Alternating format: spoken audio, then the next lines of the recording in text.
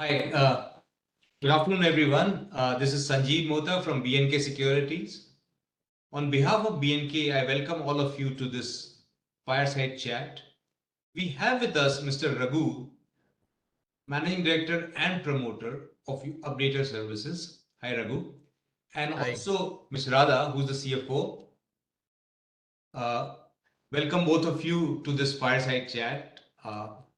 It's always interesting to talk to exciting companies, and you're one of them. Thank We you. have with us Deep as well, Deep Shah, who looks at, among other things, like he does TMT, but he also looks at all the business services company. So the way we'll do it, Raghu, is I'll start by asking some strategic questions, and then Deep will ask a bit more company specific questions. Sure. Thank you so much for doing this, Raghu and Radha. Thank you. Thank you for having us. Okay, so let's start in the very beginning, Raghu. I think you were one of the first ones to start an integrated facility management company way back, and I'm sure the journey has been, interesting and challenging, and now looks like pretty exciting going forward. So maybe you can talk a bit about your journey and how you started this, and where do how what are the challenges that you faced, and where are you now? Oh, sure. Thank you. Love to do that. Okay, I will keep it quick, short, in a nutshell. I started this business way back in late 80s and 90. The whole idea or strategy was get into a business which can be scaled quickly without much capital, and the kind of not a capital intensive business for scaling. So hence the services business. Also, one important point was I didn't want a business, get into a business where it was overcrowded. So the facilities management space way back in 90 and late 80s was kind of non-existent in the sense there was no organized players. It was there, but a non small unorganized sector and very splintered. So that's when we thought we should get into this, and it took us a little time. We built the capabilities first before getting into the business. However, it was not called integrated facilities management those days. It was pure play facilities management, like one cleaning service or a plumbing service or a electrical maintenance, those kinds of things. So around that time when we started is when I built the whole concept as a put everything in one basket and offer it to the customers. So it took a while for business to accept, but it did happen. It did happen very rapidly with the IT boom coming in, because with the IT came large spaces. They occupy 1 million square feet, 2 million, IT or ITS. So that's when they picked up. Also, over the first decade between 90 to 2000, we built all the capabilities like handling all kinds of facilities management services, in the sense soft services, hard services, engineering services, support services, though not staffing in a big way, but a little bit of staffing. So that was what we did the first decade. And also the market took time to accept the integrated facilities where they could give all services to one service provider. We also built capabilities for a pan-India operation, so we could deliver our services standardized, uniform across the country. So that was the key. And customers actually liked it because there were customers who were having multiple offices. So they would want the same kind of standard services across all their offices. So that was the key thing. So when we started, like I said, there was no organized player. So we were the only organized player and built the business. As the business grew, we also did one interesting thing the first decade is built capabilities of doing facilities management for manufacturing or industry, which is slightly different from a soft building or an IT park. In the sense, the kind of assets they have is different. They have compressed air, they have boilers, they have fire systems which are different. So it's a different asset base. And we also build capabilities, do large infrastructures like airports and ports and metros. So this is what happened. The first decade we built, when we started, we were the market leaders. We still happen to be market leaders. Probably the industry report says we are number two, but my point is we maintain that leadership role. So that's what we built. became pan-India, became completely capable of handling all types of facilities at all sizes. So that is how we started. Like, to answer the question, I wanted to get into a business which can be scaled without much capital. Great. Raghu, one thing is in terms of growth, and that we have seen in most business services company, not just I'm talking about facility management or business services, but we have seen that, for example, in other like healthcare services and so on. A lot of people, the way they grow is through acquisitions, right? And you've also done that. But if you can kind of talk a bit about your philosophy of acquiring companies, like, what are the kind of metrics that you look at when you acquire? And if you can talk about, yeah, so in terms of, let's first talk about just the previous acquisitions that you've done. Is there a common thread? Is there a way you look at things? How about, yeah, you can talk a bit about that. Sure, great. See, the acquisition strategy came on the after 2000. So until then, we were growing organically. There was enough business. There was enough kind of space to grow, and we still do have it even today. It is not that it isn't there in the IFM space. Interestingly, what happened around 2000, around that, we saw the whole facilities management business having a very, very tight price sensitivity. The margins were coming down. In the sense, it became more like an international market margins. So that's what it is outside of India and the more developed countries. It's about 4-5% margins. So our margins also started coming down in line with that. And that's when we thought we should do the inorganic acquisition route, where we had 2, 3, or 4 ground rules, plus I could say many other rules. One was to be in services. Like I said, that was the whole strategy, not to have a business which are capital intensive or asset heavy. So the first rule was to be in the service business, and then it has to be more margin accretive than what we are doing already. So that was the purpose. We want to grow up the value. 3, it has to be B2B, because we are not, I mean, we are not geared up to do the B2C business. We have never done it. So it's not that bad business, but we have not done that. So we wanted to stick to B2B. Like I said, it has to be services. That's when my first acquisition was a small company called Avon, which does mail room management, MAIL. So where they optimize mail management, optimize courier, cargo, all that, they still do it, and they've been doing very well. They also do a lot of niche logistics today.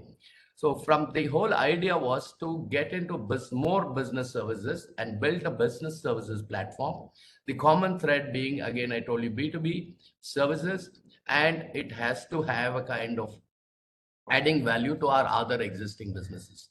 Now, if you look at mailroom, that was the first one we did. Then we did food services, all that. But the strategy behind it was to build a platform where we could go to the customer and sell more than one service. That's what we do today. So this is the whole idea. And the more important point was, I said, the margin accretive. So even today, if you look at we call that as the BSS, which is the business support service, and IFM, the revenue wise, they could be almost equal 50-50. But if you look at the profits, it'll be 60 or 65% coming from the BSS, because they are higher margin. So that was the strategy, and that's what it's worked out. To tell you on a very high level, that's what we did. Great. And just to complement what Yeah. he said is, he managed to acquire them in the right price. That is also very critical Sure. for us. Yeah. And in terms of people, so you not just acquired companies, in a way you acquired people, you acquired the promoters who were running those companies, right? So what was your philosophy in terms of how did you handle that part? Because these are small, not that big scaled up businesses. So promoters become very important in that whole setup, right? Absolutely. So how did you play with that? Yeah, yeah. Like I told you, we had many ground rules. One of the rule was, the promoter fit. So it is not very easy to find always all the time, because you need the kind of, first of all, the business to be target should be, you should be interested in the promoter who is keen to grow the business. We don't want to implement a business where the promoter want to exit the next day. So that is the culture we built. And if you look at it, it's a no-brainer, because the promoter himself is a successful guy, because all our businesses were not a turnaround business. All businesses were number one. in their space when they acquired them, and they still happen to be number one. So they are all successful businessmen. So the idea was, these promoters, we have to retain them. So that was one of the rules. And it's not that all the time you will find that kind of a target, but then there are there because they also grow. We have a model where the promoter has an earnout model, and all promoters have a stake in the parent company, in sense in terms of ESOPs. So we built the kind of culture where we don't want to lose the talent because they have built successful businesses, and there is no point, changing people who have already done great business. It's not a business which we bought and we've turned them around. We've never done that. We'll never do that. We would rather pay more but get a market leader which will fit us. If you look at the fitment, is either we should be able to grow them much into 2x, 3x, or they should be able to add more capabilities for our existing business. So that was the rule we've always had. And in fact, until last year, the promoter of Matrix, Bala, was on the board of UDS. So that is the idea, and all the promoters still contribute. As I told you, it's not easy all the time to find only that kind of targets and promoters, but so far it's been good, and it's not that it could happen all the time. But that was the strategy. It's worked out so far well. But also, I think, as you said, in terms of acquisition, what you've tried to do so far is all on business services side and not on the facility management side, right? Because Yeah. when we did facilities management side, we still think we could grow it ourselves. We don't need to grow that business inorganically, Right. unless until we are open. Also, I'm not saying we'll close it down, unless until we find some facilities management side businesses which we don't have capabilities. Could be, let's say, I told you 35% of business comes from manufacturing and industry. So let's say that testing business, let's say material, non-invasive testing, these kinds of, but you could club it under facilities management. But those kinds of businesses we will look at inorganic. Pure play facilities management, we believe we can grow it ourselves, because we will still grow at that 14-15%. We will try to accelerate that, but I think that's fairly decent growth and market share we have. So in the FM space, we don't intend to do inorganic unless we find something very exceptional. Sure, sir. I'll come back to the business services part in terms of the growth opportunities and so on. But maybe if you can just talk about the challenges that you face, because it's a very people-heavy business, you have to keep hiring and so on, training and so on. In terms of the key challenges,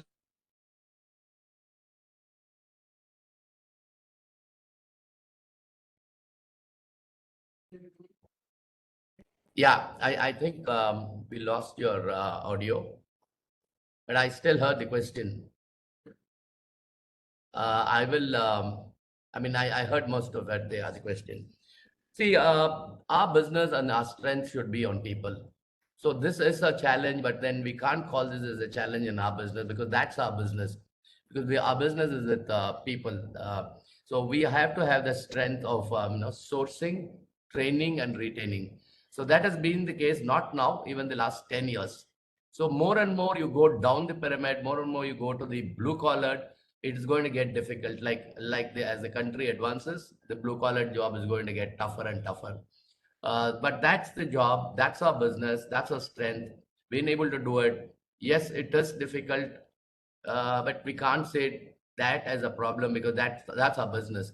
So we have a large sourcing team across the country, especially in labor surplus states like the Northeast, Jharkhand, Assam, those kinds of states. We recruit people on a daily basis. We train people. Yes, if we had people readily available, then my margins will improve another 2-3%. So that is not the case. It's never going to be the case. This has been the problem last 10 years. It's just not now. As we progress more and more, I think this blue collar will get more and more scarce. Yes, we're building it with a lot of technology, adding it, but however, we still need a lot number of people. So that's a challenge, but that's our business. what about regulations? And I think when we last met, we briefly talked about the security space, for example, where, regulations are not that clear cut. So how do you take a call? One is on regulation, what are the challenges there? And second, some areas can be gray areas where, if you can talk a bit about that in terms of how are you looking at these things and how, as a company, you decide to take a call. Yeah. We've been an 100% compliant company from the day we started. So we don't want to play there with the regulations. Even a gray area, we don't touch. So we're very clear. It has to be black and white. However, over the years, I've seen it's improved drastically. When we started to what it is, or even 10 years back, it was completely different. Each state, you need to file different papers, different regulations. It's getting more and more streamlined. I have no doubt in the next 2, 3 years, it will become, after the new wage code and the new labor laws coming, it will become uniform and smooth. Yes, regulations are there. That is the case in any country you work. We have really worked that very clearly saying that we'll stick to what is right. We'll not even see, even if there's a gray area, we will not touch it. So that's why I told you last time is the guarding services we don't want to, because the regulations are not very clear. So that is a problem. But I can tell you, I've seen the last 2 decades, it's been an improvement completely year on year in terms of outsourcing, in terms of labor laws, in terms of government intervention, in terms of paperwork. Everything is becoming more and more simple. I'll tell you, once this new labor, that the wage code comes, it'll get even more simple.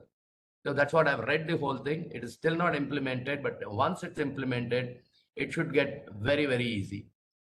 So that's how it is.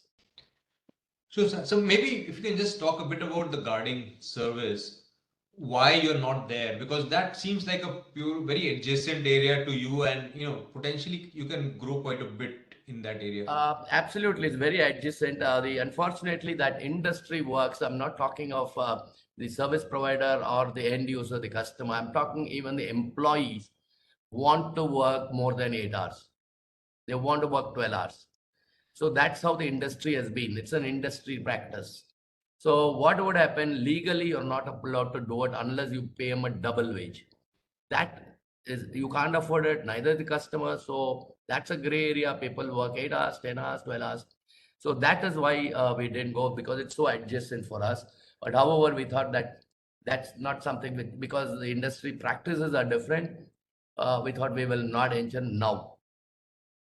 Right. So what you're saying is that if you were to pay them double, that will take away all the margins. No, if you wait to pay him double for 4 hours, you'll as well have one more person. That's right. So instead of paying a person 12 hours, you pay him double, then it's paying the third person. So it Right. becomes unviable. Right. So if you go by the letter of law, it kind of becomes unviable. Yeah. But I guess that's how, and you've decided to stay away because of that factor. Yeah, but typically majority of the industry works that way. Right. So that's something you can't fight an industry practice now. So that's why we stayed away. Right. So it's not a question of which company is doing it or which customer is using it, but the fact is that's the industry practice. Sure. So coming to regulation, and you talked about growth opportunities and so on, and you talked about, maybe if you can talk about some of the regulations that have come in, or even the budget talked about some of the factors. What is making you very excited about any of these things? Or I see that governments are becoming more and more progressive in terms of employment generation, in a place of simplifying labor laws, simplifying all these codes. That is where it's very exciting. Yes, we are enjoying little benefits because of certain government policies like the ATJJAA, where we create new employment, we get some income tax bit out. However, we've not really used it to the full extent, because last couple of years we have, like I have already called out, we have exited certain unviable contracts. So our net growth has just been about 10-12%. So that is not, but that may kick in. But I would only want to keep that as an additional extra bonus which is coming in.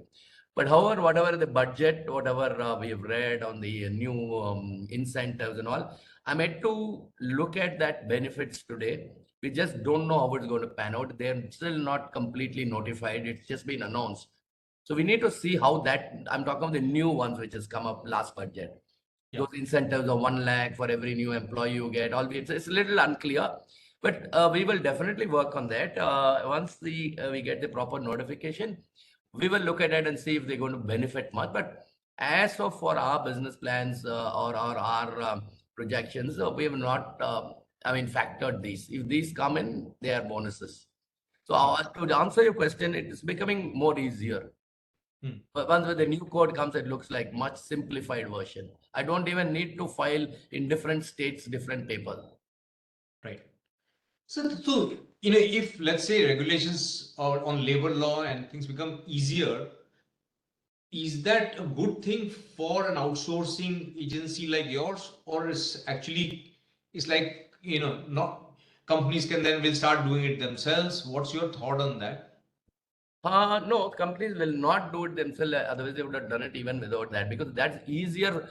In fact, the laws are different for a company doing in-house. They don't even need to go. It's like, for example, if you look at, let's say, fleet operators, people who run these buses, cars for the companies. The company can buy the cars and buses themselves and use it, but it's outsourced because of the expertise there. So that is not the problem. The problem is the easing of labor laws would do like more. It is defined. Not only is easing, it's getting defined much more clear. So that gray is becoming either black or white. That's what I meant. So more than ease, it's at least very clear now. It's getting clearer and clearer. So companies will benefit, outsourcing companies like us will benefit, and typically employee will also benefit. Because it's very clear, for example, the gratuity was something like there was a law which says you have to pay for after 4 years service, 4.5 years. There's so much of ambiguity is there. He works in one place today, he goes to place 2 tomorrow. How do you calculate it? All that. Now it's very clear in the new code once it's implemented. If it's a short-term contract, you say pay the gratuity that year only, within that year. So it's getting clearer. So we can also talk to our customers much more clear now, saying that this is what the new law is. So let's move to the two parts where you said facility management and business services. Business services, while it is 40% of your business, it makes 60% of the Yeah, roughly about 50-50 of the business, but it makes 60% of our profits. Profits. And in terms of growth, looks like business services where it's much more exciting, a lot more areas. Maybe if you can talk about a couple of examples where you see good growth also, and where the margins are also much higher. And you can talk about your strategy there. Sure. That has been the strategy when we started the inorganic route to get into business services where it's higher margin, which has been the case in our all our acquisitions. So all these business services, we have three large verticals. One is the sales enablement. Then we have the employee background verification. Then we have the audit and assurance, which is basically audit assurance of logistics, audit assurance of claims processing for FMCG, these kind of businesses. So they've always been above between 12 to 18% margins, whereas our FM has been avoiding 5 to 6% margins. So that is the size. I find that very exciting because of the accretive margin, and more importantly, the space they can grow much faster. And most of these services, for example, our sales enablement and lead generation business, our market size is just not India. We already operate in 18 countries sitting in India. So even our audit and assurance business in Matrix, they do again 18 countries of claims processing sitting in India. So the kind of opportunity is much larger. So kind of growth is much faster there. So we think we will grow at about 15 to 20% growth, or even more, because last year we grew at 21%. But on a steady state, we should do 15 to 20. And on the IFM space, we should do between 12 to 15. So that is what it is. But last year, it will be slightly muted. I mean, last year, I'm saying March 25, we should do about 12, 13%. But however, that's because of the exit strategy and all of certain customers. So ideally, we should grow 15% on the IFM space and about 20% to be best, because this year we'll grow at 21, but at a steady state 20%. And as the size becomes bigger, that's going to be great. And more inorganic will happen in that space. So that is in addition to this 20% growth. So this is the plan for the next 5-10 years. But in 10 years, a little long, I think we could look at 5 years. Right. So, and maybe if you can talk a bit about the airport side of the business that you also do, right? So, Yeah, we you have have two areas where you're working with the airports on, right? So, yeah, yeah, good. See, one is the IFM piece, which we do in almost about 8, 9, or 10 airports, including Delhi, where the IFM in the airports is the back-end maintenance of all the facilities or utilities of an airport. Should be power backup, water, fire systems, air conditioning, the complete engineering part. So that is something which UDS has been doing under IFM. And we have been leaders there. I told you we do, but including Delhi, 1, 2, 3, the largest airports. We do Bangalore, we do Thiruvananthapuram, we do about 10 or 12 airports across the country. So that's the IFM piece of that. We also did an acquisition in the ground handling business, which is called Global Flight Handling, where we have in the ground handling, it's a concession business. It's not a contract business. We have a 10-year concession to operate in that airport. We have 22 airports. All our airports are B airports. When I say B airport, they're not a metro airport. One conscious reason being metro airports require a lot of assets, investment into assets. So we consciously felt we should not be getting into the asset business, because the more assets you buy, the more you grow. We don't want to do that. So the B and C airports assets are less because they're smaller airports. Our biggest airport is Pune. Otherwise, we have airports like Ayodhya, we have airports like Tirupati, we have airports like Mangalore, we have got airports like Mysore. So this is the kind of airports we have. So we have a 10-year concessions in these airports. It has just started from last 2 years, or the first 2 years back, we started Pune. Last year we took, I think, Surat and Patna, Vizag, Raipur. This year we've added all the 20. So this year we'll start getting, at least from next quarter onwards, we'll start getting 100% of our revenue. So far it has just been bits and pieces. We've been losing money there. For the last 2 years, we would have lost about 5, 6, 7 crores respectively each year. This year will turn profitable, and next year onwards it starts giving us, because all airports will start firing. So that is the airport business. When I say ground handling, the concession is the moment an aircraft lands until it takes off, we do everything. Right from baggage, right from water, electricity, and the power from the ground when the plane is, standing. Then we give the air conditioning. We do everything but for fueling the airport. Then we push the aircraft back to take off. So we have 30 minutes to do this. In many of these airlines, we also do the passenger side. That means the ticketing, this boarding pass, the baggage. For many, that we do. And for all airlines, we do the ramp side, which I said about the aircraft being readied and then pushed back. So that is the story. From next year, Global starts all airports, and then we become profitable. Last 2 years, I think roughly 7, 8 crores. Rather, you can correct me. We have been losing because it takes 1, 2 years gestation period for the airports to take off, and we still have a 10+1 year concession with them. Right. But on the airline side, if you look at it, right, Air India had its own business which is doing. Indigo does it. So the two biggest ones have been doing it on their own pretty much. What do you see any change in there, which is a potential, opportunity? And I guess SpiceJet recently raising money would be good news for you, right? So Yes, SpiceJet is our customer already everywhere, because right. earlier SpiceJet was in doing insourcing, but the moment we had been in all our airports, SpiceJet have outsourced to us. Now coming to the point of Air India and Indigo, when we bid for these airports, we knew these two airlines, which is the largest airlines, are not doing outsourcing. They were insourcing. So our business plan was that these two airlines will not be business for us. However, the good news is Air India has now floated a RFP. They are outsourcing. The bidding process is on. It's just a matter of time. We'll know whether we get it or who get it, but they are outsourcing. So the good thing is Air India started outsourcing, because their agreement with the government company called AITSL is over, I think, as of this December this year. So that's why they floated the RFPs.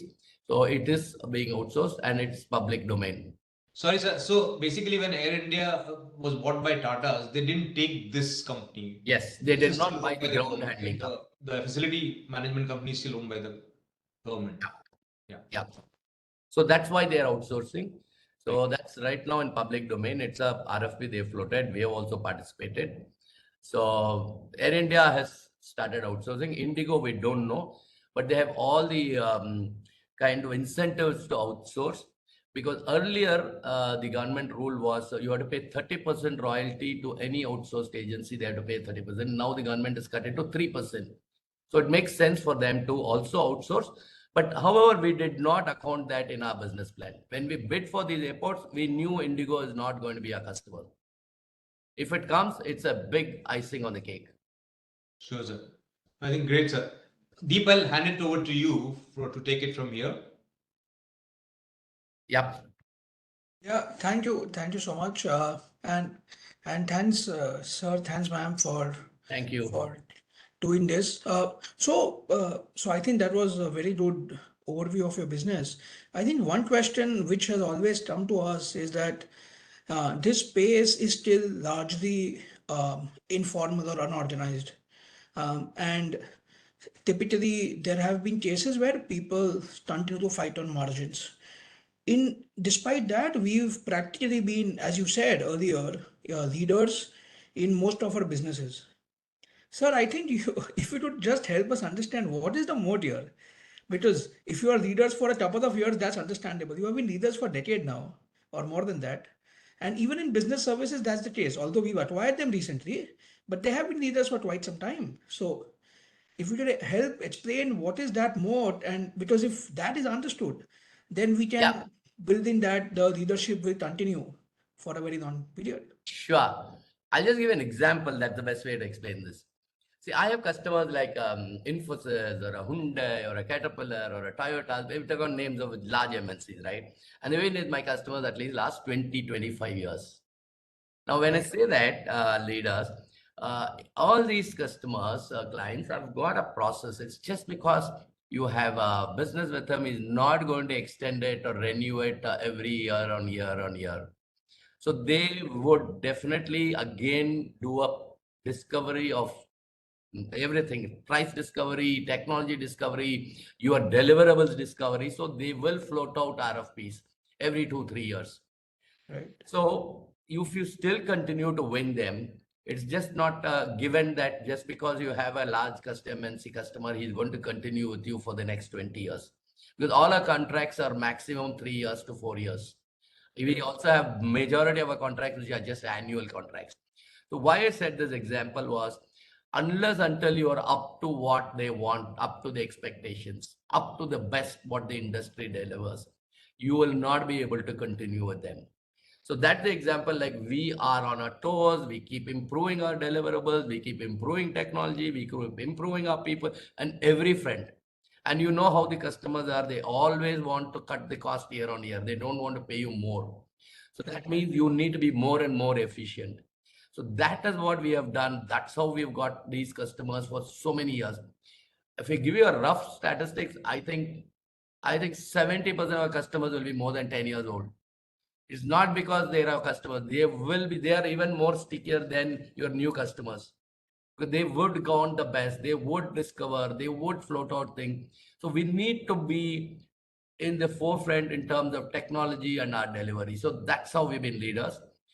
The acquired businesses, they were already leaders. It's not that they were number 4 or number 3, we turned them around or no. All of them have been number 1. Denave has been number 1 in the sales enablement. Athene has been number 1 in the BPO business, in the BFSI space. Matrix undoubtedly has been number 1 in the audit and assurance space. In the employee background, they have been number 3. They still remain to be number 3. All our business, like global, even though it's such a new one, we've got 22 airports. We are the largest there in the B and C segment because we're clear in what segment we want to be. We're clear what we want to be. We've been leaders there because we put a lot of work. We put a lot of investment on technology. We believe we want to be leaders. So that's how we've been leaders. Right. No, so this is impressive. So yes, I hear you that you've invested in people and efficiency, and I'll come to that pricing part in a bit because it's only that how you retain your pricing. But if you could just help us better understand when you say invested in technology, what are a few examples, and how do we ensure that we remain ahead of the curve here? Yeah. Let me start with the IFM and then go to BSS. BSS, we've been investing even much more. See, IFM is basically, if you look at minus technology as people, hands and legs. Correct. Whatever work we do, whether you do engineering work, whether you do cleaning work, whether you do soft services, whatever you do. So what we brought in there is we also invested a minority investment, I think 4 or 5 years back into a small robotic company called Obots in Pune. Yes. Obots does all the cleaning robots. So we have started, I think we already have about 40 or 45 robots running across our facilities. So we've started investing in them way back 4 or 5 years back. We've even invested in that company because we wanted to have a kind of a stake there so we could make slightly custom built robots for us. So I'm giving an example of what on technology. The same thing, because cleaning, that's the only way you can do automation. There's nothing else you can do. Now coming to engineering and all, we kept on investing on how do we maintain a facility or an asset at the best possible price, at the best possible output. So we've invested lots in our own technology called InCon, which is intelligent and connected, where we connect assets, manage them, operate them digitally and remotely. Like I can operate the HVAC system of a facility sitting anywhere. So Wow. that is the kind of technology we've been. This is what has been happening last 10 years. And we've invested more and more in this. And then we've become more and more digital in all the services we do. It's digital. Even my electrician can see on his phone what's happening, and then he can take an action. His tickets can be raised on the phone. So these are all just digital initiatives which has been happening. So this is on the iPhone place, which is more difficult to bring in technology, is what we have brought. But it's Right. taken us years. So this is where you can improve efficiency. This is where you can improve that 1%, 2% margins. So on the BSS space has always been a tech-driven one, right from Matrix, which does background verification, they do digitally. If you look at 2 years back, Matrix margins would have been double what they are today. That was because IT hiring went up 2 years back. And then we did not have to spend the same amount because the same guy output can be given by the same guy. I don't need to increase my fixed cost because my revenue is going to go up. So that's always been a digital platform. Then the lead generation business has always been digital. Now we've gone into AI, we built AI platforms, we've outsourced some, we've insourced some. So all the leads are generated digitally, automated. So that is a continuous process. So that's why we didn't even kind of capitalize it. We said this is going to happen every year. This is not going to stop. So we just expand it out. So that's how we've been able to retain the #1 spot. Right. No, this is very interesting. So the whole idea is that you've been doing this for years, and maybe in terms of execution, it only shows up uh, Yes. when the business comes back, as you said in the verification piece. Understood. So then I think this is a good way to go into the pricing part, because there have always been questions, especially in the outsourcing businesses, that uh, it's like the margins or a pricing is raised to the bottom, and then what happens here is that we have to bring in own efficiencies, and then it's only practical till a certain point. However, we've seen that we've grown reasonably well over the last many years. So how would you characterize your pricing power, and what has been your experience? And then do you think that after a certain point, say with these investments and with this type of repute that you build, pricing power should not be a problem for us? We'll be able to take price hikes, or whichever way you quantify. That should not really be a worrisome issue for us. Yep. It would be wrong to tell that just because you're delivering something great, you will be able to get your price. The customer will not pay you. I've seen that over the Okay. years. He's not going Right. to pay you. But where he will pay you is improve your own efficiency. You build it. One is by size, two is by mix of business. Because in my manufacturing and industrial pays higher margin, so get more of business share there. Two is bring in technology to improve our own efficiency, because the customer ultimately would want to see all that, but I don't think he'll pay you everything. So you improve your efficiency. More important, the IFN space, the scale is a big thing. It's a scale game. So I'm doing about 17, 1800s of IFM business, and only in the UDS business. if I make it 2,500 crores of only IFM business in the UDS, my fixed costs come down drastically. It doesn't go proportionate to the growth. That's one. Business mix is one. Actually, we have even called it out. I said we will grow at least 30 bips, 35 points year on year by efficiency. Right. That's something which we have got as a policy. We will do that, and we have done this. Even this year, we've done that. Radha can give you the numbers. We've done that. We will improve that without anything, just by scale, the economies of scale and technology efficiency improves. Now, in the BSS space, is quite different because the more in a basis, what all our basis business does is either they improve productivity of our customers or they generate money for our customers by generating sales leads or by improving productivity by processing and claims. And all our businesses in BSS technically are making money for our customers or improving productivity. So there you have better opportunity to ask for more, because the customer will pay you because he's making money. Whereas the IFM space, it's a spend for him. He's spending to maintain his facility. He's spending to maintain. So that's the difference. So we see that with greater product and technology, you can go for a price hike there. You will not be able to get a 10% increase. You may get a 2% increase. So that is something which is a possibility. But in IFM, I'll be wrong to tell you if I deliver some great service, the customer will pay me another 3% more. He will not. So it's only our efficiency we need to do, which we have already internally planned, and we will do that 30 to 50 basis points also. But to be conservative, 30 points year on year we'll do by efficiency and by mix of services and by size. Overall, we should grow. I can see Radha has the numbers. If at all is interested, we can get into that. But this is largely how the market is. Right. Interesting, sir. No, this is. And the technology also helps us in this processing, right? While Raghu mentioned about high level, but at small level also we are getting into technology. How do I reduce the number of people who are processing attendance? How do I reduce the number of people who are generating the invoices? Can I use bots? We've started using bots everywhere. He also started initially the government support. It used to take 2-3 days to get certain registration. Now we are using bot to get certain registration done out of the government. So all this is supposed to help us in cost reduction while our customer price keeps coming down. We'll try to manage it through cost reduction. Right. Process improvements as well. Understood. No, this is useful. Sir, so I think you did mention at some length that you are very optimistic about the new labor law and how it will further ease compliance for us. So, if you could spend some time actually having some more granular abilities or granular information about what aspects of labor law will help us. So one could be registration, right? The other could be sourcing of manpower. And the third would be forcing the informal industry to either adhere to the norms. So if you could spend some time explaining how would each of these help us, and of course, if I miss something, then even that.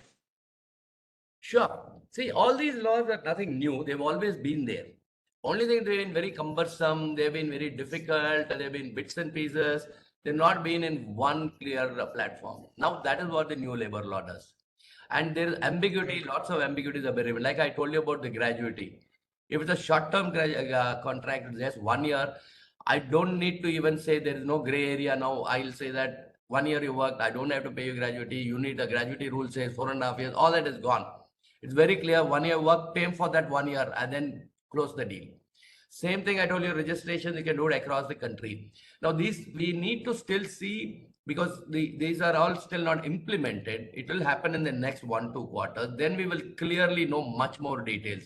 I'm telling you at a broader level, the moment we saw it, it not necessarily mean the unorganized player is going to go away. So that is very clear in my mind, because when GST came, that's what we all thought. We thought, this GST will bring in a lot of regulations, and everybody, even unorganized player, has to pay the same thing, so that delta is lost. But that didn't happen. The unorganized player sector still happens to remain water. But I think I don't have exact data, but I think slowly the organized sector is taking the unorganized sector business very slowly, maybe 2% every year. Okay. That little. It is not that the unorganized has vanished. So it's not Right. that they're not good. Probably they are also following many of the things. But 100% there are some things in this new law which will define that some of the things you can't avoid. That gray becomes more and more clearer. So that's when we have to see whether the unorganized guys, because if you really look at it, the margin of unorganized guys more than us, more than the organized players. A Correct. large 4 Correct. 5 player, we doing 5% margin. I am sure unorganized will be doing close to double-digit margins. They'll Right. be doing 9 10% margin. It is not that they are cheaper. For the customer, it is cheaper because he's able to manage certain things. And that's it. So we Correct. don't know with the new labor code. I am not going to, because already I told you once we thought when GST came, everything will get so organized. The unorganized players will not be there. That is not the case. The unorganized players still there. Probably we are taking 1% of their share every year or 2% max. So that is Understood. not going to go away at all. So we are yet to see that. So let's wait for this to unfold. Then we'll Correct. know clearly the benefits. Probably the next time we talk, I can clearly tell this is the benefits we have. Correct. Correct. And we are already compliant with respect to the compensation structuring and other thing. When we learned about what is expected out of the new labor code, we have changed everybody's compensation. So that way, maybe the unorganized players will have a hit financially, but we are anyway compliant on the compensation side. So that Right. should be an advantage for us. Right. Understood. So one last question. So you said that, and we've seen you being present across 18 countries. Um, so how has that international business experience been? And um, so you should just give us some idea about how those countries operate. Are there better margins there? Are we moving towards that? And does that open up a very large opportunity size for us, which we aren't forecasting today? I know you are very conservative, but if you could just help us understand a bit more here. No, these countries, I'll just clarify it. We do operate only in Dene. We have people Right. outside of India where they sit in Malaysia, little small, because these customers want our physical presence also in these countries. Otherwise, our operation Dene is a global vendor for large customers like Microsoft, SAP, Lenovo. So these are global prices.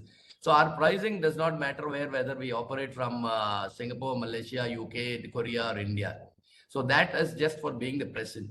Whereas the other, let's say, Matrix, which does the claims processing for large FMCG companies, they sit in India and operate those countries. So your kind of margins are much higher. Right. So we do the processing of claims. We do, I think, $4 5 billion of claims processing. So we do it everything out of India, out of Bangalore and Chennai.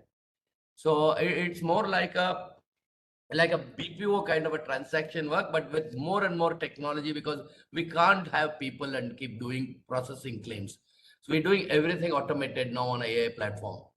So there, yes, our margins will improve, but I don't want to, because we've just introduced the last quarter. We don't want to change our numbers. We will stick to our numbers or whatever. We will grow at that 15%. We will be leaders at about 7.5% EBITDA. So that's what we will do this year. But if you look at numbers, we look like we have doubled from last year. Understood. Understood.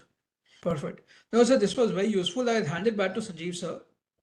Yeah. So I have a couple of last questions. Yeah. One was I wanted, again, this is from our discussion that we have had already, but I wanted to, just for broader audience, I wanted to kind of bring out an interesting aspect that we talked about, which is why Foxconn today is not a great client, but it can become a pretty big client, let's say, going forward.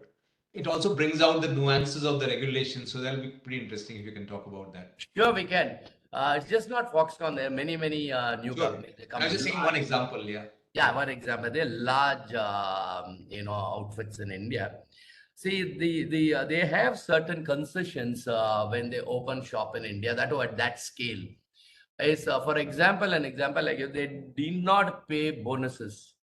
They are allowed by law for 3 years or 5 years or some law until they become profitable, or the first 3 years they don't need to pay, something like that, which is legal for them.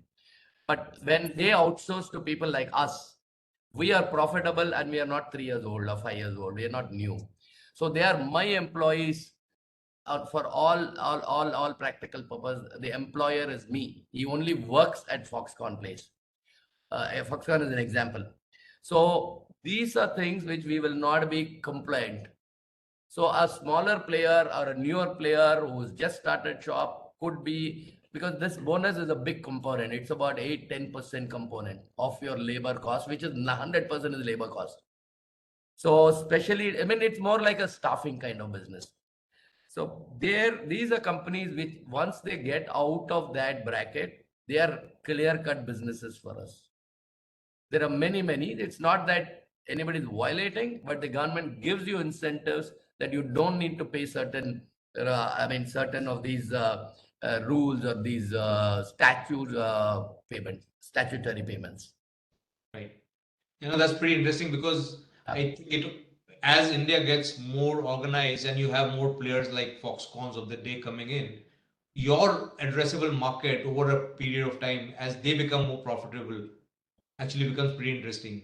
Yes, it becomes very interesting because India is also becoming a large manufacturing hub. So I think there could be more and more players. Even in recently, we have signed up with Tata Power in Tamil Nadu. So there are many large manufacturing coming in India. Right. In fact, it's a perfect point that you made for my last question, which was you are sitting at a very interesting vantage point where you are seeing what is unfolding in India. One on the manufacturing side. Also, I think hiring on the IT side, you have a good vantage point. So maybe if you can talk about some of the macro factors that you are seeing, it'll be good for us to kind of hear. Yeah. See, I told you, like the hiring for us last 2 years in the IT was really muted, or really there was no hiring. They're only doing a refilling. So we see, because we have been we would know about the IT hiring at least 1-2 quarters before, because we need to be prepared. So I see a lot of green shoot there. I see a lot of growth happening. I'm not saying the hiring is going to go back to what had happened 2 years back, but I see an improvement there because we see our numbers going up. I mean, the number of people we are doing the verifications. So that's something which is interesting. However, again, I told you we didn't know this at the beginning of the year, so we took a conservative number like what it was the previous years, and we're working. That's why we will meet those numbers very comfortably. So, I mean, that's what it happened. I mean, is with IT hiring. And in terms of manufacturing as a hiring, especially organized manufacturing at that, what are you seeing, sir? Like, what has been your experience? We see manufacturing growing very fast. We have had, I've told you, we've signed up 2-3 large companies in manufacturing in the south and in Gujarat, in the east and the west. We find that really exciting. I think the next 2-3 years we could even revise the kind of, if this is what is manufacturing going to go, we could revise our IFM numbers a little bit, couple of points more. So I see all these things there, and I see ourselves getting that opportunity because we are very strong in manufacturing. There are very hardly any player who competes with us in the manufacturing space. There's no real organized player there. So I told you the names is we do all the bigger names, like from a Bosch to a Toyota to a Caterpillar to a Hyundai across. So I find that very exciting the next 2-3 years. As you said, the newer companies like a Foxconn, Odd would come into the mainstay in the next 2-3 years. That's another great opportunity for us. Great. So anything that you want to mention that or highlight that we've missed out in this conversation? It's been pretty interesting conversation. And if Yeah, I don't think there's much you missed out, but I would just want to say overall, what is the game? The overall, what is the plan? I think the next 5 years, or between 5 and 10, or let's say next 5 years from today, we want to build the best kind of a services platform, B2B, anything to do with services, either manufacturing, non-manufacturing, across business services. We already have 5-6 large critical business services. We will add more of this if it is adding value to the business which we do, if it is adjacent to the business we do. In 5 years' time, we already are pretty large. We already have a very broad platform. We will build probably the country's best business platform, B2B across services, could be manufacturing, could be non-manufacturing. So this is what is our strategy to become. We are very much on the way to do that. Great, sir. I think sounds very exciting, and I think we are ahead with exciting times. Wishing you all Yeah. the very best. Thank You you. built a very interesting company, and I'm sure it'll be much, much bigger over the next few years. Yes, hopefully. Thank you, Sanjeev. Thank you, Raghu, so Yeah, much, and thank you, thanks, Deep. Radha. Thank you so much. Thank you. Yeah, Deep, thank you. Bye. Bye.